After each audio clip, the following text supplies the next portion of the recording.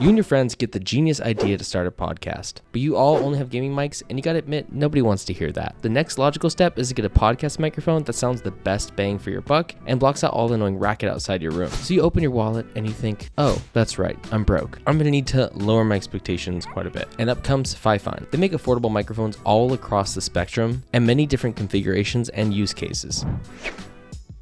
And this one is perfect for your podcasts. This is the Tank 3. It's a dynamic microphone that looks great on your desk and on camera with a sleek metal look. And it offers a dual connection, USB and also XLR. Built-in monitoring on the microphone itself, so you can listen to yourself while you talk if you need to. A mute button on top that turns red to green depending on what status you're at. A gain and a monitoring knob on the microphone itself, all built in, with a 50 to 16 kilohertz frequency range. It comes in all sleek black with a gray metal grate on top of that, with high quality machining and overall great design. I've always associated Fifine with a little goofy RGB gaming microphones that you put on your desk and they're just kind of decent, but this is by far the most mature design they've ever built. The Tank 3 usually lists for about $70 to $80 with tons of discount codes available, including my own, which I'll include in the description down below. And if you've never used Fifine in the past, you may not be aware of their astounding noise canceling capabilities that's built in right into the mic. And this one is their best to date. They use a cardioid pickup pattern, polar, which is super common in microphones, but where they take it a step further is a windproof cotton, windscreen down below underneath the grate that you're seeing here, and an isolation silicone in the microphone to isolate any bumps, vibration, which is much more common than you think on your desk and your gaming PC if it's on the desk itself. So I'm going to be testing this microphone throughout the week and give it a thorough run through and tell you about the connection types, noise canceling performance, tone, and ergonomics. So this does not come with a desk stand, so you need to make sure you have a boom arm handy when you're getting this thing. And thankfully Fifine makes tons of them, so there's tons of list options on your website, and you'll also see videos of mine. I've reviewed them. But this style of microphone and the style of boom that they included is the perfect match for podcasts, for being on camera, for all the things that you see YouTubers mostly doing, and streamers, etc., etc. So with this style, you can go from above like I have here,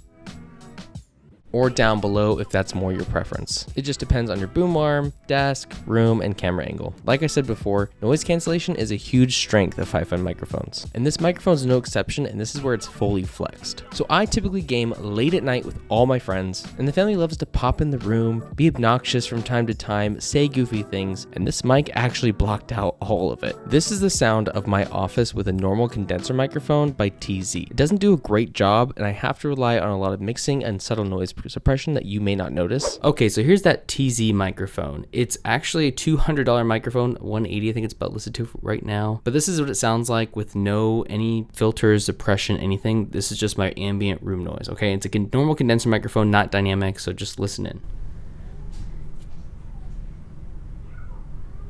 What do you think? Better? Worse? Just keep in mind of Fifine's sound suppression capability in this. And this is it with all the suppression and filters turned on. This is how I get it to sound the way it does, is by using this amount of work on top. What do you think? Okay, this is the Tank 3 with no filters, no nothing in it, just by itself, how it's supposed to sound. Okay, and let's listen to the room for a moment because I've got my PC running and everything possible that could make tons of noise.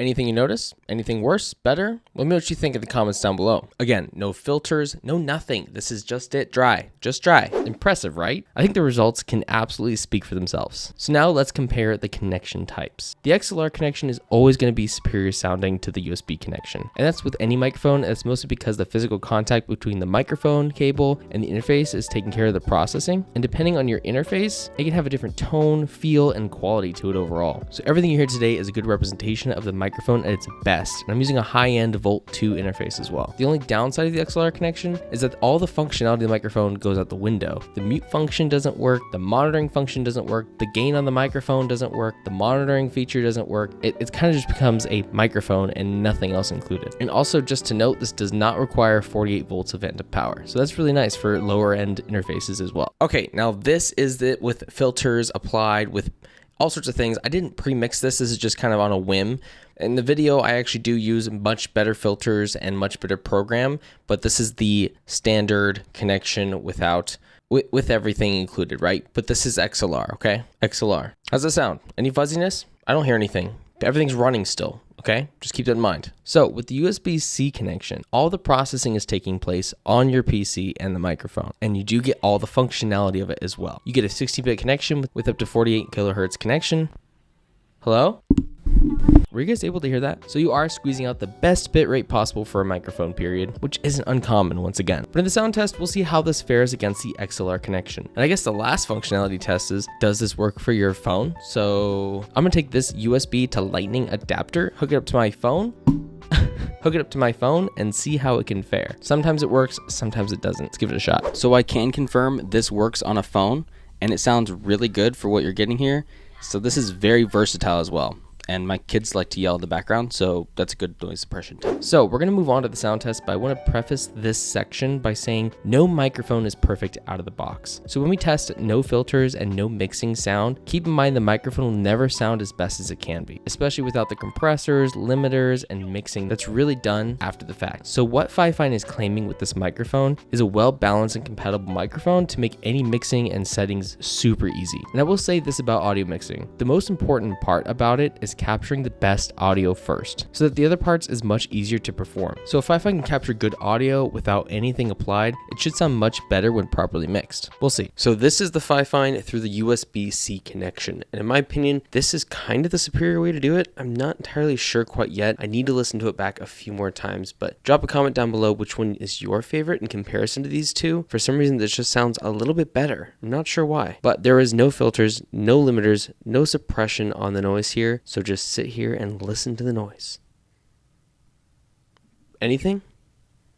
I don't think there's any noise coming into this microphone from this noisy room at all. And every single thing in my room is on and being obnoxious. Overall, super impressed by this thing. So now this is it with all the filters on, limiter and compressor just for now. No mixing done because I need more time with this to really see how that sounds. But how does this sound? Any better? Am I squeezing out the most out of this thing? Again, I think this is the superior connection type. We're just gonna have to see back in post. Drop a comment down below. Come on. So thoughts on the tone. This does have a very neutral tone, which is good. Fifine has always been on the mid and lower range of the spectrum when it comes to sound, and this is much more neutral than I've ever heard their microphones before. They've been improving it over time, but this is definitely right dab in the middle as far as the range of the microphone goes, which is really nice. They've definitely hit their stride when it comes to looks, functionality, and sound, and I am all here for it. So after hearing the sound test, it's kind of strange that the USB almost sounds better than the XLR. Is that a me problem? Am I hearing things right? Is something wrong? It could be because of my interface, the mixing I'm using for the different connection type. Something just seems to be a little bit better. But leave a comment down below if you agree with me or if you have different opinions on it. YouTube's gonna compress it down, but you will still be able to tell some kind of difference. So links for the Fifine Tank 3 will be in the description down below. And if for more sick content, subscribe to Lucky Strike Tech. You know what to do. See you guys later.